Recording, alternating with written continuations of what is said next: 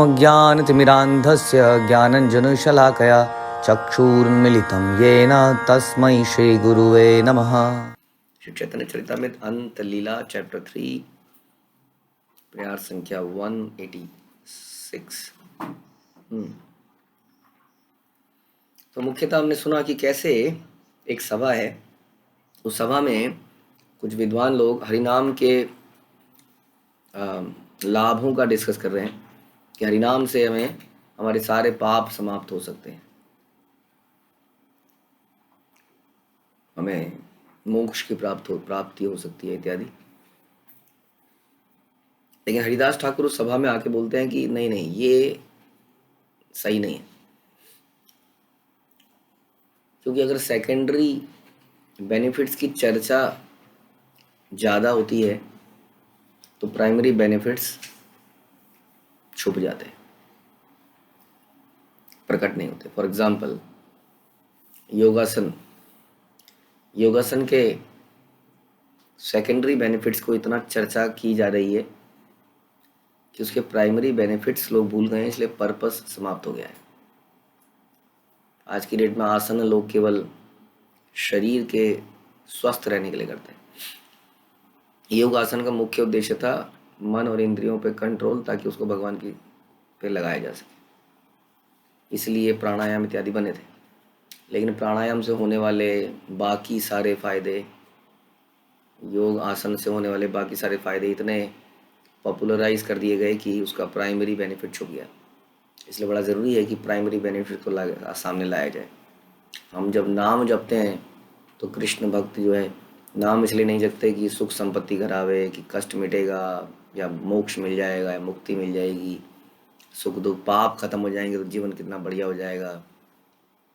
अगर इसकी चर्चा ज़्यादा करेंगे तो लोग फिर ये एक क्या बन जाएगा, कर्म कांड बन जाएगा। इसलिए हरिदास ठाकुर का वहाँ पर बोलना आवश्यक था कि ये इसके बेनिफिट्स नहीं हैं, इसके बेनिफिट्स प्राइमरी कुछ और हैं। तो उस पर हम चर्चा करेंगे। मुक्ति तुच्छ फल है या नाम भास हईते। मुक्ति तो भगवान के पवित्र नाम के अपराध रहित जप की जागृति के आभास से प्राप्त होने वाला एक नगण्य फल है, तुच्छ फल है। यानी कि मुक्ति एक तुच्छ फल है, उसको इतना ग्लैमराइज करने की जरूरत नहीं है। सारा संसार आज की डेट में मुक्ति निर्वाण इन्हीं शब्दों को जानता है,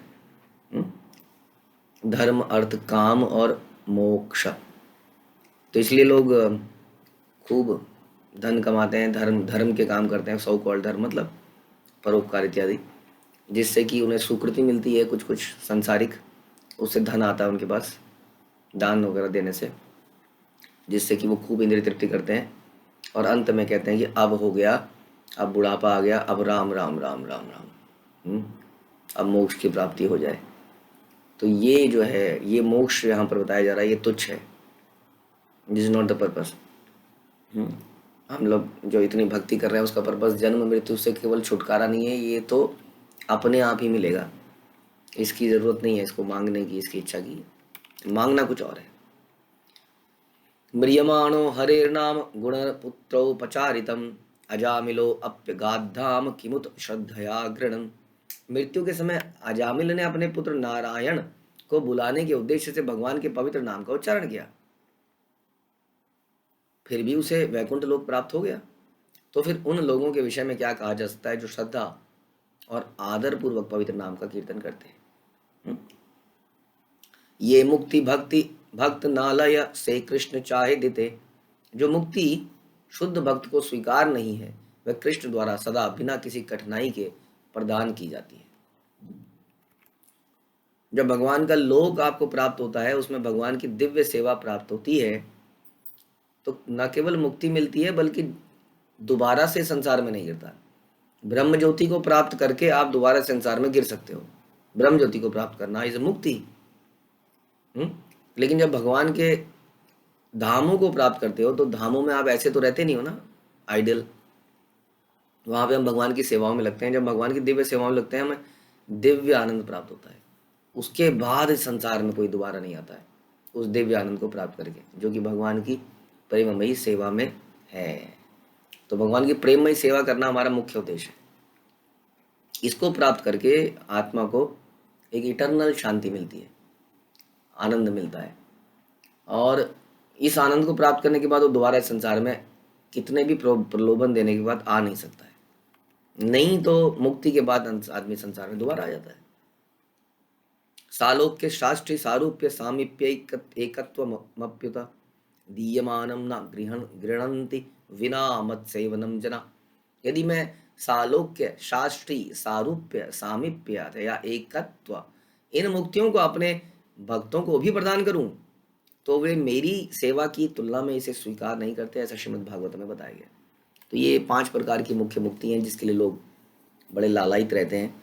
इनमें से कुछ मुक्तियां तो जैसे एक तो जैसे एकत्व जो है यानी कि भगवान में मिल जाना, ये तो बिल्कुल छू थी, मतलब क्या कहते हैं, थू थू वाली बात हो जाती है इसमें। This is not needed any, क्योंकि इसमें भगवान की सेवा पॉसिबल ही नहीं है, एकत्व। हाँ, लेकिन यहाँ बता रहे हैं कि अगर आपको सालोक्य यानी कि भगवान के लोक में रहने को मिल जाए, शास्त्री यानी कि भगवान जैसी ऑपुलेंस आपको प्राप्त हो जाए, हाँ, सारूप्य यानी कि भगवान जैसा रूप आपको मिल जाए, सामीप्य यानी कि भगवान के समीप रहने को मिले, लेकिन यदि सेवा न मिले तो भक्त को ये सारी भी नहीं चाहिए। हाँ, यानी कि भगवान के साथ साथ घूमते रहना, गुरु के साथ साथ घूमते रहना, सामीप्य। लेकिन प्रैक्टिकली सेवा सेवा करके से पता लगेगा गुरु के वचनों में आसक्ति ना होना, लेकिन साथ साथ रहना कि गुरु की फोटो खींचेगी तो आपकी भी फोटो खींचेगी। जहाँ जहाँ वो फोटो सर्कुलेट होगी कि ए बे यश घूषुक त्रिभुवन, गुरु का जो ऐश्वर्य है, जो मान सम्मान है, वो तीनों लोकों में है, सब जगह है। जहाँ जहाँ उनको लोग देखेंगे, अच्छा ये साथ में है, ओके, हाँ, तो इसमें हमें एक, हाँ, एक ये भी एक तरह का प्राइड है कि हाँ हम साथ में, देखिए जी हम साथ में, ये बड़ा करीब है गुरु के। ऐसा सुनना बड़ा अच्छा लगता है, दिखना ऐसा, लेकिन गुरु के वचनों पे कोई वो नहीं है। कोई इसमें इंटरेस्ट नहीं है कि गुरु का उद्देश्य क्या है, उनकी पीड़ा क्या है, कौन उनके लोग प्रिय हैं। जो लोग उनके प्रिय हैं उनसे हमें क्या मतलब, वो तो हमारे कॉम्पिटिटर हो गए ना। एक दुकान मैंने खोल रखी है, एक दुकान पड़ोसी ने भी खोल ली, सेम, कितना दोनों दुकानों का आपस में कितना। हम अभी कहीं गए थे 1-2 दिन पहले, तो हमने बोला कि उस दुकान से कुछ सामान लिया, वो कह रहा नहीं जी उससे बातचीत नहीं है, पड़ोस वाली दुकान सेम चीज़ की थी। तो कैसे बातचीत हो सकती है जहाँ कंपटीशन है ना। ऐसा आपने भक्तों में कभी देखा है? नहीं, उस भक्त से बातचीत नहीं है, क्योंकि द्वेष कंपटीशन है आपस में एक दूसरे से, जैसे दुकानदारों का कंपटीशन आता है।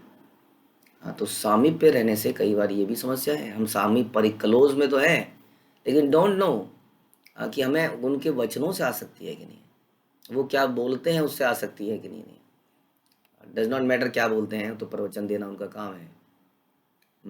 लेकिन मेरे बारे में क्या, मेरे को तो नहीं पूछ रहे ना।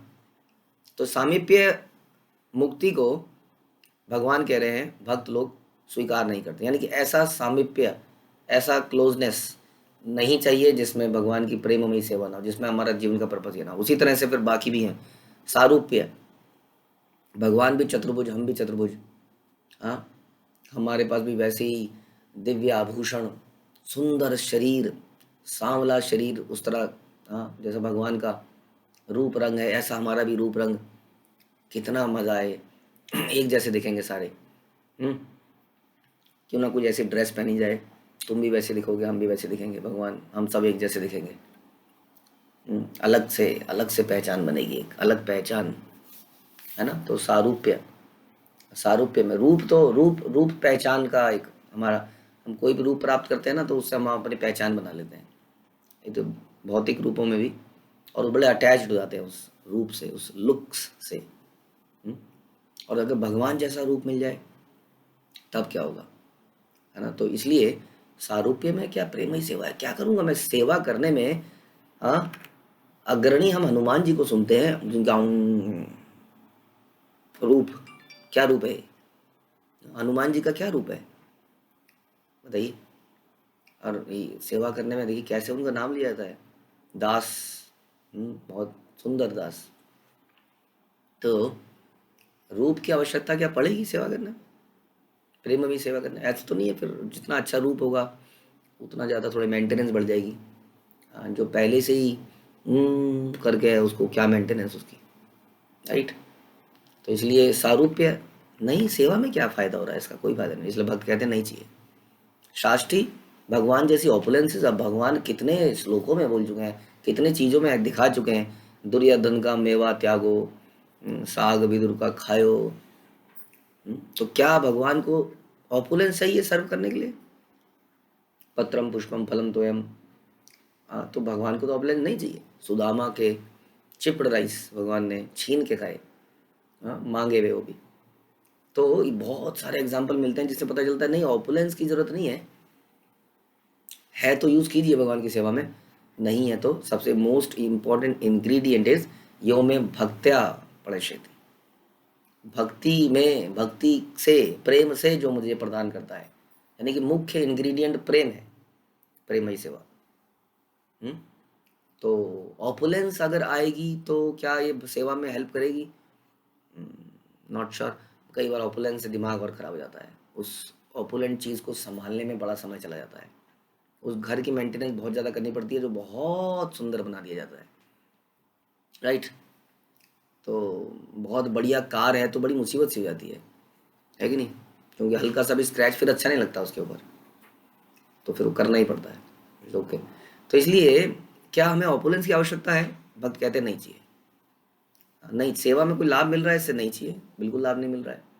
हाँ, सालोक्य, भगवान के लोक में उनके साथ ही रह जाए, ऐसा भी आवश्यक नहीं है, क्योंकि कितने महान ऐसे भक्त हुए जिन्होंने लोक में ना रहते हुए भी भगवान की दिव्य सेवाएं कर दी इसी संसार के अंदर। इवन मृत्यु लोक में ऐसे ऐसे भक्त हुए, जिसका एक एग्जाम्पल साक्षात हरिदास ठाकुर हैं, जो इस मृत्यु लोक में आए और भगवान के 3 लाख नाम लिए। कोई ऐसा संसार में व्यक्ति नहीं होगा, कितना प्रेम होगा उसके व्यक्ति के अंदर जो भगवान के 3 लाख नाम लेता रहे। तो सालों के भी, यानी कि जब भी हमें कुछ मिलता है ना फैसिलिटीज, ये फैसिलिटीज हमारे सेवा करने के लिए होती हैं, लेकिन अक्सर इन फैसिलिटीज को हम भोगने लगते हैं। ये फैसिलिटीज हमें मिलती हैं, अच्छा परिवार जिसके अंदर धन धान्य है, अच्छे संतान, हाँ, जो बड़े इंटेलिजेंट हो गए, बड़े बन गए, पैसा कमा लिया उन्होंने भी, अच्छा हमारा दिमाग, यानी विद्या, धन, परंपरा, कुल, ये अच्छा मिल जाता है तो हम इसको क्या करते हैं, इसको भोगने लगते हैं, भगवान की सेवा में नहीं लगाते। तो इट इज़ नॉट नेसेसरी कि ये चीज़ें मिलने के बाद ही कोई व्यक्ति भगवान का अच्छा भक्त बन पाएगा। इसलिए कह रहे हैं कि सालोक्य, शास्त्रीय, सारूप्य, सामीप्य, एकत्व, इन मुक्तियों को भी अगर मैं भक्तों को प्रदान करूं तो मेरी सेवा के तुलना में वो इनको स्वीकार नहीं करते, यानी कि वो कोई भी चीज़ें इनमें से भी अगर स्वीकार करते हैं तो टू द एक्सटेंट कि वो हेल्प कर रही हैं हमें भगवान की सेवा, प्रेममयी सेवा करने में। तो ये है सर्वोत्तम वस्तु, प्रेममयी सेवा। तो इसलिए नाम का सर्वोत्तम फल ये होना चाहिए, यानी कि जितना आप नाम हम जप रहे हैं वो सेवक बनने के लिए जप रहे हैं, मालिक बनने के लिए नहीं जप रहे हैं। कैसे पता चलेगा कि हम मालिक बनने के लिए जप रहे हैं कि सेवक बनने के लिए? यदि हमारे रोज झगड़े होंगे, यदि हम किसी मार्केट में, दुकान में, किसी बैंक में, हाँ, किसी भक्त से मिलेंगे, खुसर खुसर खुसर खुसर खुसर, यानी कि उसने ऐसा कर दिया, पता है वहाँ पे ऐसा होता है, फिर दूसरा भक्त आगे बताएगा, पता है कि भक्तों के बीच में क्या क्या होता है, भक्तों के बीच में ये सब होता है। हाँ अरे भक्तों के बीच में तो बहुत कुछ होता है, हाँ, लेकिन भक्तों में और भगवान आम आदमी में क्या अंतर है कि भक्त सारे डिफरेंसेस को भूल कर एक साथ फिर भी भगवान की सेवा में लग जाते हैं। माना हमारे आपस में बनती नहीं है, माना हमारा आपस में विचार मैच नहीं करते हैं, फिर भी आपसी मतभेदों को भूल कर हम साथ में आते हैं और भगवान की सेवा में लग जाते हैं। लेकिन दोषारोपण नहीं करते खुलेआम पब्लिक में जाके, किसी को बोल बोल के, एक दूसरे के कान भर के। ये भक्तों का लक्षण नहीं है। अगर डिफरेंसेस होते भी हैं तो डिफरेंस को हृदय में रख के हम सेवाओं में आगे बढ़ते रहते हैं। भक्तों में बहुत बहुत अंतर है सामान्य व्यक्तियों में की लड़ाई में और भक्तों की लड़ाई में, क्योंकि भक्तों के बाद भी वही मन बुद्धि अहंकार है और हम लोग पूरी तरह से शुद्ध सतोगुण में नहीं है। इसलिए कभी कभी तमो और रजोगुण के प्रभाव से भक्तों में भी कुछ कुछ डिफरेंसेस आते हैं, हाँ, या कई बार भगवान की ऐसी लीलाएं होती हैं कि ऐसे डिफरेंसेस आते हैं और भक्त लोग उसको ओवरकम करके कुछ समय में फिर से एक साथ जुड़ जाते हैं, या जैसी भगवान की सेवा आती है एक साथ जुड़ जाते हैं। ठीक वैसे ही जैसे कि माना भारत में लड़ाई हो रही है, लेकिन जैसे ही पाकिस्तान का अटैक होगा, सारे धर्म के लोग एक साथ मिल जाएंगे, चलो जी अभी एक साथ मिलकर लड़ते हैं। It is like that. भक्त लोगों से गलती होती है तो क्षमा मांगते हैं। ये फ़र्क है भक्त में और आम आदमी में, कि वो माफ़ी मांगना जानते हैं, कि वो चरणों में गिरना जानते हैं। हाँ, इसी कारण से इंद्र इतनी सारी गलतियां करने के बाद भी इंद्र बने में हैं, क्योंकि भगवान के चरणों में गिरते हैं, क्षमा मांगते हैं, जैसे हम मांगते हैं। लेकिन खुसर पुसर करना इधर उधर, उसको तो नहीं छोड़ेंगे, ध्यान रखिए। यही ये कथा भी फिर एक के बाद एक कथाएं उसी के ऊपर आती जा रही हैं। आप देखेंगे शास्त्रों में ये कथाएं भरी पड़ी हैं। ये कथा से भी आपको यही समझ में आएगा धीरे धीरे जैसे आप आगे बढ़ेंगे। तो हरिदास ठाकुर उनको समझा रहे हैं कि भक्त लोगों को मेरी सेवा की आवश्यकता है, और ज़्यादा चीज़ों में दिमाग नहीं लगाते वो अपने। हाँ, और हमने सेवा के बारे में चर्चा करी कि सेवा भक्त ढूंढ ही लेता है। हम्म? गोपाल चक्रवर्ती नाम एक जन, मजुमदारेर घरे से ही आरिंदा प्रधान। अब सुनिए एक व्यक्ति के बारे में, वो यहीं पर बैठा हुआ है। कैसे एनवी पैदा होती है इंसान के अंदर, कैसे वो खुसर पुसर से उसकी बर्बादी होती है, बहुत बढ़िया गाथा है। सुनिए इसको ध्यान से, कैसे हमारे अंदर द्वेष पैदा होता है, ईर्ष्या, हाँ, पैदा होती है, और उसके बाद हमारा क्या हश्र होता है, इस कथा से हम सुनेंगे। तो हिरण्य और गोवर्धन मजूमदार के घर पर जहाँ पर ये सब डिस्कशन हो रहा था, गोपाल चक्रवर्ती नामक एक व्यक्ति सरकारी मुख्य कर संग्राहक था, गवर्नमेंट का अधिकारी था, बड़ा था। अगेन हम बड़े कब बन जाते हैं, जब पैसा आ जाता है, ताकत, पावर आ जाती है, पॉलिटिकल पावर, मनी। तो फिर हम किसी को भी मानते नहीं है उसके बाद, क्यों? हमें लगता है आई एम दी बेस्ट, मैंने किया, ये घर मैं चला रहा हूँ, ये घर में इतने सारे लोग रहते हैं लेकिन इनका लालन पोषण कौन कर रहा है? मैं कर रहा हूँ। मैं यहाँ का करता धरता हूँ, ऐसा आदमी मानने लगता है। तो धन से सारे शास्त्र बोलते हैं धनी व्यक्ति के अंदर अहंकार आ जाता है, उसके अंदर द्वेष जल्दी आता है, वो जल्दी फॉल्ट फाइंड नहीं करता है। क्योंकि जो प्राकृतिक सांसारिक रूप से हारा हुआ व्यक्ति है, चाहे भक्ति में कितना उन्नत हो, वो हाँ वैसे भी थोड़ा हम्बल ही रहता है। उसके ऊपर दिखाने के लिए भी कुछ नहीं होता, क्योंकि भगवान भी उसको इतना ऑपुलेंस भी नहीं देते हैं ताकि उसका दिमाग खराब हो। ये एक बहुत बड़ा सरकारी अफसर था, कलेक्टर था, वहाँ बैठा हुआ था। हाँ, और एक साधारण सा व्यक्ति हरिदास ठाकुर, कौन सा पढ़ा लिखा व्यक्ति है, क्या कलेक्टर है, कहाँ का कोई पोजीशन है, कुछ नहीं है, एक झोपड़ी में पड़ा रहता है। कुछ कुछ बोल रहा है पूरी सभा के अंदर, और हमको गलत साबित कर रहा है। गौड़े रही पात साह आगे आरिंदा गिरी करे, 12 लक्ष मुद्रा से ही पातसार ठाई भरे। या गोपाल चक्रवर्ती बंगाल में रहता था, कर संग्रह के रूप में उसका काम था 12 लाख मुद्राएं एकत्र करके शाही खजाने में जमा करना। बहुत बड़ा जिम्मेदारी थी इसके ऊपर, सोच सकते हैं 12 लाख मुद्राएं, 12 लाख मुद्राएं। परम सुंदर पंडित नूतन यौवन, नामा भासे मुक्ति शुनि नाही ले सहन। उसका शरीर सुंदर था, एक और समस्या, या करेला ऊपर से नीम चढ़ा। पैसा तो है ही, शरीर भी बहुत सुंदर मिल गया है, और भी समस्याएं उसके साथ। क्या? पंडित है, हाँ, ज्ञानी है, एक सारी समस्याएं इसी आदमी के साथ। युवावस्था को प्राप्त है, और एक और समस्या, जब तक हमारे जहन में खून तेज दौड़ रहा होता है ना, शरणागति झुकता नहीं है सर हमारा। आजकल के यूथ ऐसे हो गए हैं, अगर उन्हें ट्रेनिंग ना दी जाए भक्ति की ट्रेनिंग मिलते ही उनके हाथ ऐसे हो जाते हैं, नहीं तो उनका सीना अक्सर चौड़ा ही रहता है, और जिम जाते हैं तो और पीछे को हो जाते हैं हाथ, जैसे कटे हुए मुर्गे के होते हैं। तो अहंकार सर पे चढ़ के बोलता है। ज्ञान, हमारे आजकल के युवा पीढ़ी जो स्पिरिचुअल ज्ञान से रहित है, उनको बहुत भौतिक ज्ञान हो जाता है कम उम्र में। 22-25 साल में तो लोग क्या क्या पढ़ जाते हैं, क्या क्या बन जाते हैं, पता नहीं। ये वाला टेक और वो वाला टेक, कई सारे टेक आ जाते हैं उनके पास। और उसके बाद युवावस्था तो है ही, हाँ, और थोड़ा फैशन वगैरह, तो शरीर भी अच्छा ही रहता है आजकल, बड़ा ध्यान भी रखते हैं लोग शरीर का, हाँ, एक्सरसाइज वगैरह से। तो ये सारी समस्याएं हैं। उसके बाद धन, कम उम्र में धन आ जाता है, कम 20-25 साल में तो उनके लाखों के पैकेज आते हैं। तो ऐसा ही कुछ समझ लीजिए। और जरूर नहीं है युवा पीढ़ी, ऐसा तो कई जगह देखते हैं, हम भी देखते हैं हमारे समाज में, हमारे भक्तों के समाज में भी। जो व्यक्ति धनी ज़्यादा है, उसके बाद ताकत है, जैसा हम डिस्कस कर रहे थे, या पांडित्य ज़्यादा है, ज़्यादा जानता है चीज़ों को, उसके साथ भी ऐसा। तो गोपाल चक्रवर्ती के साथ ये सारी चीज़ें थी। तो वो इस कथन को सहन नहीं कर पाया कि नामाभास से कोई मुक्ति प्राप्त कर सकता है। मतलब उसको ठीक नहीं लगा हरिदास ठाकुर का ये कथन, कहना कि नहीं नहीं, ये जो तुम बोल रहे हो ठीक नहीं है। कि नाम का मुख्य पर्पज ये नहीं है, नाम से मुक्ति नहीं मिलती है, नाम का पर्पज तो कुछ और है। तो अगेन क्योंकि उनकी स्टेटमेंट को टोक दिया गया, हाँ, कुछ बोल दिया गया। कई बार प्रश्न उत्तरों में कई वक्त हमसे प्रश्न पूछते हैं, यदि उनको काट दिया जाए, देखिए जी हम सबसे क्षमा मांगते हैं जिनको ऐसा किया जाता है, लेकिन उसका पर्पज यही है कि हमारा पर्पज सिर्फ सेटिस्फाई करना नहीं है किसी व्यक्ति को, हमारा पर्पज है सही तरीके से उसके अंदर ज्ञान जाए। तो धीरे धीरे करके प्रश्नों के ऊपर कई बार प्रश्न पूछ लिए जाते हैं, तो रियल इंटेंशन को निकालने के लिए कि what is the real intention behind the question.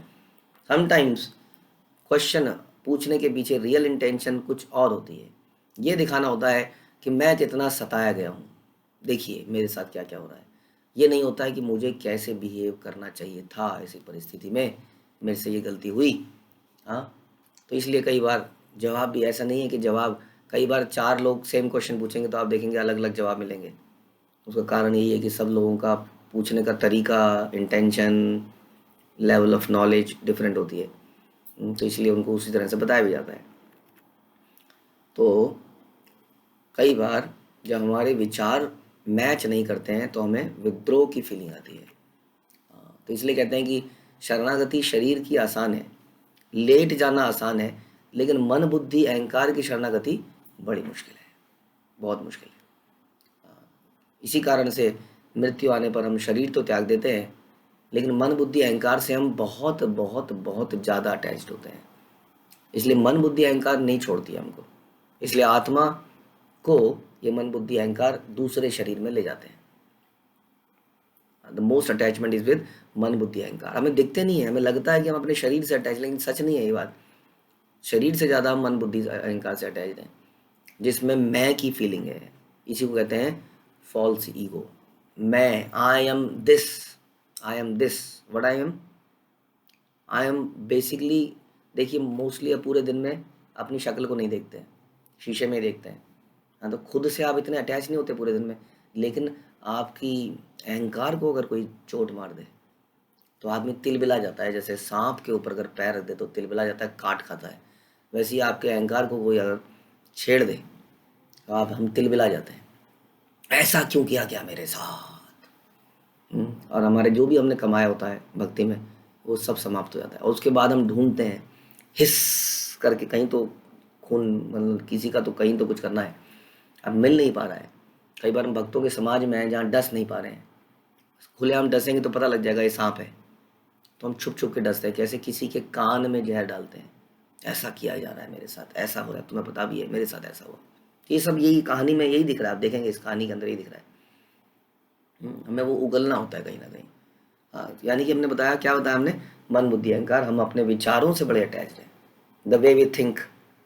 हम अपने आचार्यों के विचारों से, जैसे हमने बोला कि सामीप्य, आचार्य के पास में रहेंगे, लेकिन मेरी थिंकिंग है, because I am what I am. कई बार लोग बड़े अहंकार से बोलते I am what I am, I don't want to be yourself, then what you are doing here, get out of here. हाँ, हमने तो यही सीखा है, I want to be what my guru Maharaj is like, that is what I want, I am nothing, और हम कहते I am what I M. हमने सुना है बचपन से, don't try to be somebody else. हम तो पूरे जीवन यही कोशिश करते हैं, we try to be somebody else, we practice to be somebody else, not try, we practice it। हम वैष्णव बनने का प्रयास करते हैं, हम वैष्णव हैं नहीं है, हम वैष्णव बनने का प्रयास करते हैं। हम गुरु महाराज जैसे हैं नहीं है, हम वैसा बनने का प्रयास करते हैं। हम शिला प्रभुपाद की शिक्षाएं लेते हैं, वैसा बनने का प्रयास करते हैं। हम ये भी नहीं कहते मैं तो इतना शुद्ध नहीं हूँ, then what you are doing here, क्या कर रहे हैं आप, यहाँ से निकल जाइए यहाँ से। हम लोग तो सब लोग यहाँ पर इसीलिए हैं कि हम वैसा बनना चाहते हैं, क्योंकि हमें उनके वचनों से बड़ा, गुरु बड़ा प्रसन्न होता है जब भक्तों की चेतना को डेवलप होते हुए देखता है, उनकी सैलरी को डेवलप होते हुए देखता नहीं, या किसी और कारण से नहीं, जब उनकी चेतना को डेवलप होते हुए देखता। तो ये हमारा मुख्य कार्य है, लेकिन हम अपने विचारों से बड़े अटैच्ड हैं, ये तो गलत है, ऐसा तो नहीं होना चाहिए, ये तो नहीं होना चाहिए, वगैरह वगैरह वगैरह, दिन रात प्री ऑक्यूपाइड रहते हैं उसी थॉट से।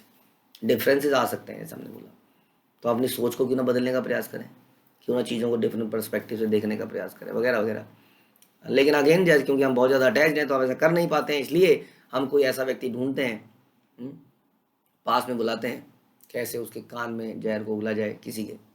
हाँ, तो लेकिन आपके कई सारे मंसूबे जब फेल हो जाते हैं, जब वो लोग हमें आके बता देते हैं हाँ कि फलाना व्यक्ति ऐसे कह रहा था, क्योंकि हमने सभी को ये रिक्वेस्ट करी हुई है हाथ जोड़कर कि ऐसा व्यक्ति जब भी आपके कान में कुछ डाले, आपसे विनम्र निवेदन है, यदि आप कुछ इतनी शिक्षाओं के बदले में कुछ देना चाहते हैं, दक्षिणा, तो ये बता दीजिए कि कौन कौन व्यक्ति निंदक है, किसी के बारे में कुछ कहता है। मेरे लिए, हमारे लिए, किसी के लिए, हमारी परंपरा के लिए कुछ और लाने की जरूरत नहीं है। Let's make it a clean lake, transparent lake. ऐसे लोगों का हम जरूर जानकारी करें, उनके ऊपर एक्शन लेना लें, डज नॉट मैटर, बट पता होना ज़रूरी है। तो ऐसे लोगों के बारे में लोग अक्सर मुझे बताते रहते हैं, वो व्यक्ति ऐसा कह रहा था, वो व्यक्ति ऐसे कह रहा था। यानी कि आप में से कईयों के बारे में कुछ कुछ ऐसी बातें आ गई होंगी। तो वैष्णव जन यहाँ पे बता रहे हैं, गोपाल चक्रवर्ती के बारे में आप सुनेंगे कि वो कैसा वैष्णव निंदक बना और उसके साथ क्या हुआ। वैष्णव जन नामाभास द्वारा मनुष्य के मुक्त होने के विषय में शास्त्रों के आदेशों का दृढ़ता से पालन करते हैं। देखिए क्या लिखा है, शास्त्रों के आदेशों का पालन करते हैं, अपनी बुद्धि का नहीं। मुक्ति कितनी आसानी से प्राप्त की जा सकती है, इसके संबंध में शास्त्रों में कथन है, उसे मायावादी सहन नहीं कर पाते। निर्विशेषवादी जो है अनेकानेक जन्मों तक कठिन श्रम करने के बाद शायद मुक्ति को प्राप्त कर पाए। वैष्णव जानते हैं कि भगवान के पवित्र नाम का अपराध रहित उच्चारण करने से मुक्ति मिलती है।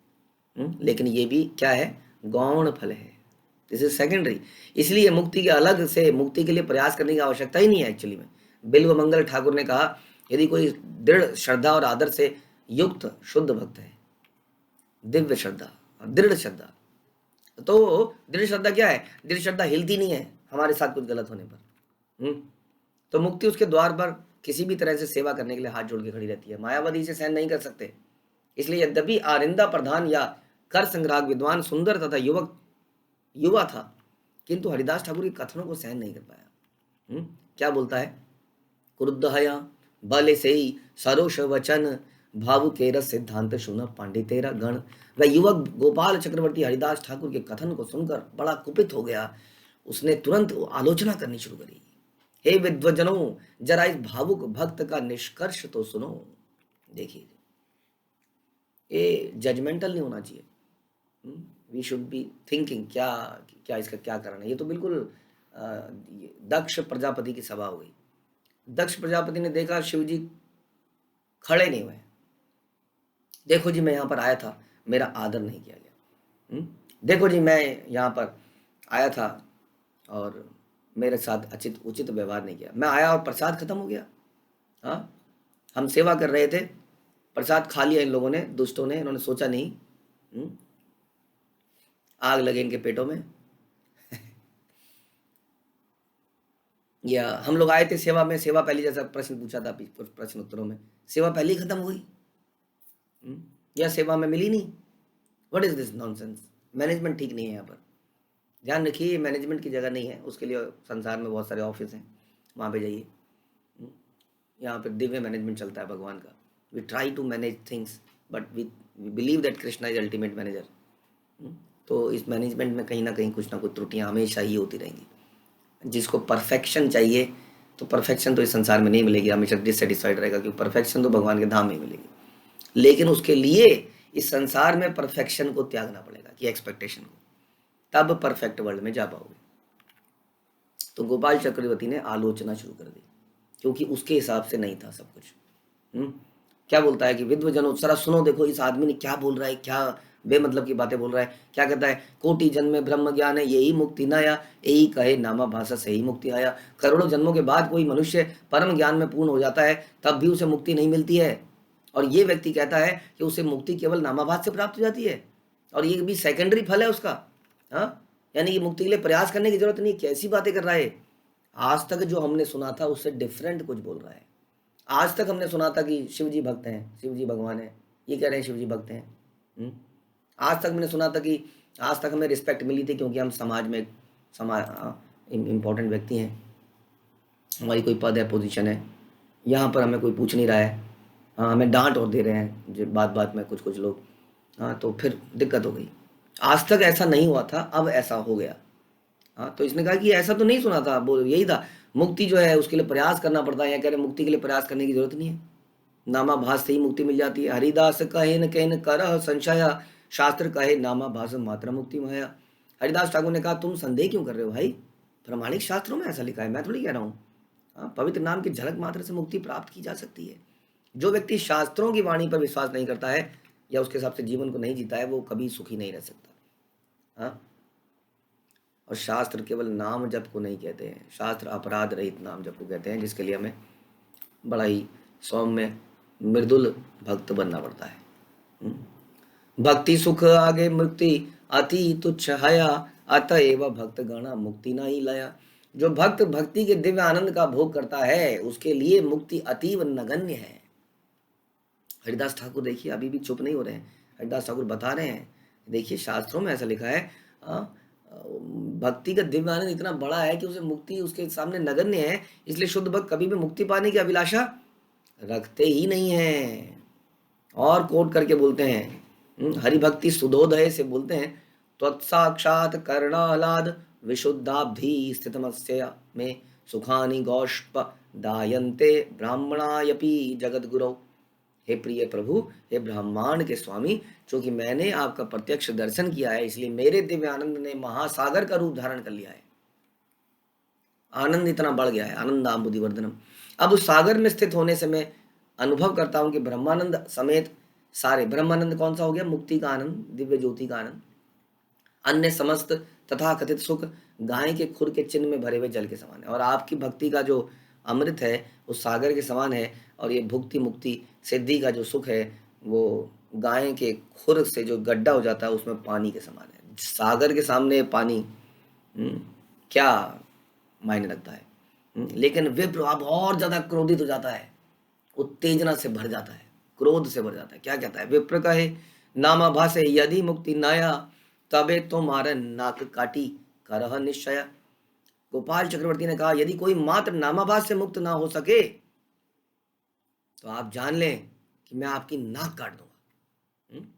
आप कह रहे हैं नामाभास से मुक्ति मिल जाएगी, नहीं हो पाया ना अगर, तो नाक काट दूंगा तुम्हारी। बहुत एक्सट्रीम लेवल पे अब ये बढ़ता जा रहा है क्रोध जो है। आपने सुना था, भागवतम बताती है रुद्र की कौन कौन सी जगह है, मन भी एक रुद्र की जगह है। कैसे ये धीरे धीरे धीरे पहले ग्रॉस लेवल पे आता है, पहले वचनों में आता है, वचनों सटल लेवल वचनों पे आता है, और धीरे धीरे धीरे हाथों में पैरों में, और ये क्रोध दिखने लगता है और आदमी फिर बहुत बड़ा अनर्थ भी कर देता है। तो अब ये इतना क्रोधित हो चुका है क्योंकि ये अपने ईगो से, अपने पहचान से, अपने विचारों से बड़ा अटैच्ड है ऐसे में, और शास्त्रों की बातों को सुनने के लिए तैयार भी नहीं है क्योंकि उसकी थिंकिंग वैसी बनी हुई है बचपन से।